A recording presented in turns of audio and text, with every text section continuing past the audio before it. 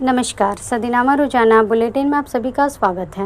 मैं रूपा रजक आ गई हूँ लेकर 26 अप्रैल 2026 का संपादकीय, जिसका शीर्षक है संविधान की परछाई में सत्ता का खेल, जिसे कलमबद्ध किया है हमारे सह संपादक प्रोफेसर आर के जैन अरिजीत जी ने।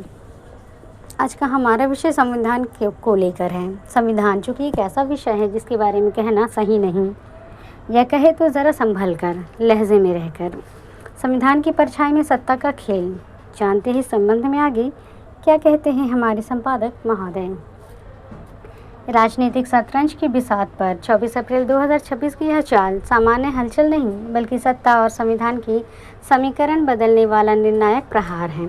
7 राज्यसभा सांसद राघव चड्ढा, स्वाति मालीवाल, हरभजन सिंह, संदीप पाठक, अशोक कुमार मित्तल, राजेंद्र गुप्ता और विक्रम साहानी का भाजपा में विलय केवल दल बदल नहीं, बल्कि लोकतांत्रिक ढांचे की सीमाओं को उजागर करने वाला संकेत है। संविधान की 10वीं अनुसूची के पैरा 4 के तहत 2/3 बहुमत से इसे कानूनी वैधता मिली। हालांकि राज्यसभा सभापति की औपचारिक स्वीकृति अभी शेष है। इसके बावजूद इस कदम की राजनीतिक पृष्ठभूमि ने भारतीय राजनीति को ऐसे मोड़ पर पहुंचा दिया जहां नियमों के भीतर रहकर भी सत्ता संतुलन बदलता दिखा रहा है। जब संवैधानिक प्रावधान राजनीति या रणनीति का हिस्सा बन जाते हैं तो कानून केवल नियम नहीं रह जाता, बल्कि सत्ता का उपकरण बन जाता है। और यह इस घटनाक्रम स्पष्ट दिखा रहा है। आपके 10 राज्यसभा सांसदों में से 7 का एक साथ अलग होना केवल संगठनात्मक झटका नहीं, बल्कि उसकी संसदीय पहचान पर गहरा आघात है। राज्यसभा में उसकी मौजूदगी घटकर 3 सदस्यों तक सिमट गई।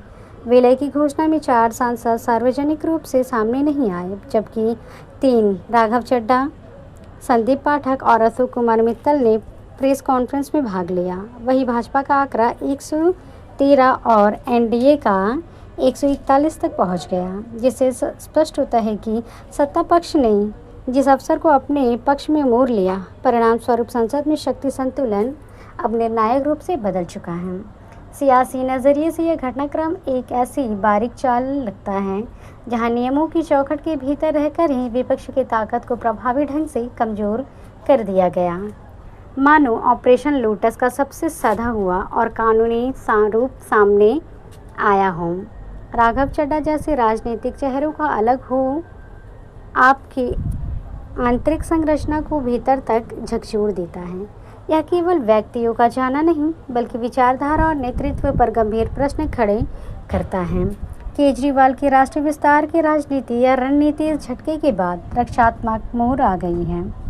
यह घटनाक्रम स्पष्ट करता है कि आज की राजनीति में संगठनात्मक मजबूती ही वास्तविक शक्ति है। यह पूरा घटनाक्रम संघीय व्यवस्था की उस छिपी कमजोरी को सामने ले आता है, जहां किसी राज्य की राजनीतिक ताकत अंततः संसद में उसके प्रतिनिधित्व पर टिका है।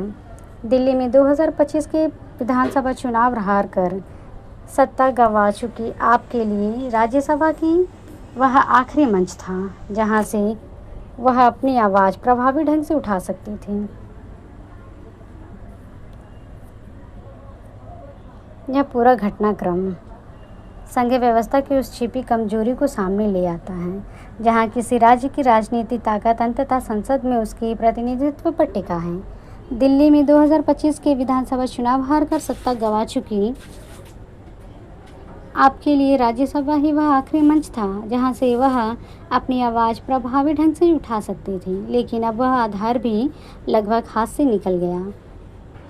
नतीजतन केंद्र और राज्यों के बीच शक्ति संतुलन और अधिक केंद्र की ओर झुकता साफ दिखाई देता है। यह हालत सिर्फ आप तक सीमित नहीं, बल्कि सभी क्षेत्रीय दलों के लिए एक स्पष्ट संकेत है कि मजबूत संसदीय उपस्थिति के बिना राजनीतिक अस्तित्व धीरे धीरे कमज़ोर पड़ जाता है। आदर्शों की बुनियाद पर खड़ा यह मोड़ अब गहरे अंतर्विरोधों को उजागर करता है, जहां सिद्धांत और सत्ता का टकराव साफ दिखाई देता है।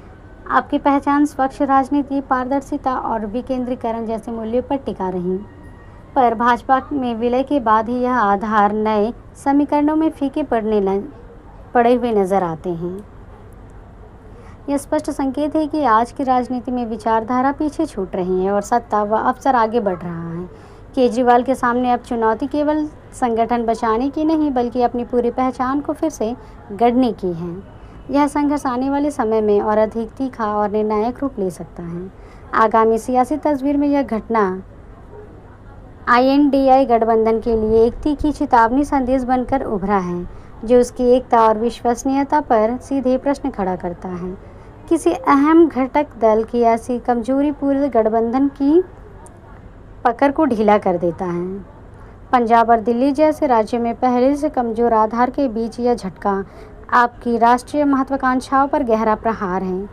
यदि समय रहते संगठनात्मक सुधार और राजनीतिक निर्णायक या रणनीतिक पुनर्गठन नहीं हुआ तो यह गिरावट और तेजी से हो सकती है। दूसरी ओर भाजपा के लिए यह मौका है कि वह अपने प्रभाव का दायरा बढ़ाए, खासकर उन इलाकों में जहां विपक्ष पहले से बिखरा हुआ है। आगामी चुनावी दौर, विशेषकर 2027 के राजनीतिक परिदृश्य में यह बदलाव सत्ता के समीकरणों को निर्णायक रूप से प्रभावित कर सकता है।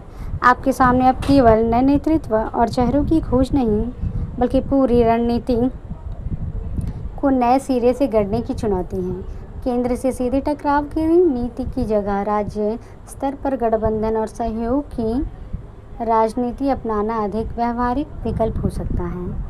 यह समय आत्ममंथन का है, जहां पार्टी को अपनी कमजोरियों की पहचान कर उन्हें दूर करना होगा, वरना यह टूटन सीधे सीधे और धीरे धीरे एक स्थायी राजनीतिक पतन में बदल सकती है। राजनीति इतिहास के इस निर्णायक मोड़ पर यह 7 संसदों का विलय केवल एक घटना नहीं बल्कि भारतीय लोकतंत्र के बदलते स्वरूप की स्पष्ट तस्वीर है, जहां संख्या बल और संवैधानिक प्रावधान मिलकर सत्ता की दिशा तय कर रहे हैं। राज्यसभा सभापति की स्वीकृति लंबित होने और 4 सांसदों के सार्वजनिक रूप से सामने न आने के बावजूद यह स्थिति किसी एक दल की पराजय या दूसरे की विजय में ही कहीं आगे जाकर उस व्यापक परिवर्तन को दर्शाती है जिसमें राजनीति लगातार नए रूप से ले रही है।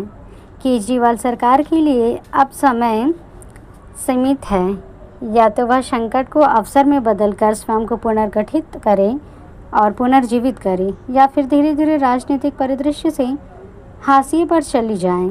अंततः भारतीय राजनीति का भविष्य इन्हीं निर्णायक क्षणों से आकार लेता है, जहां हर कदम आने वाले इतिहास की नींव रखेगा।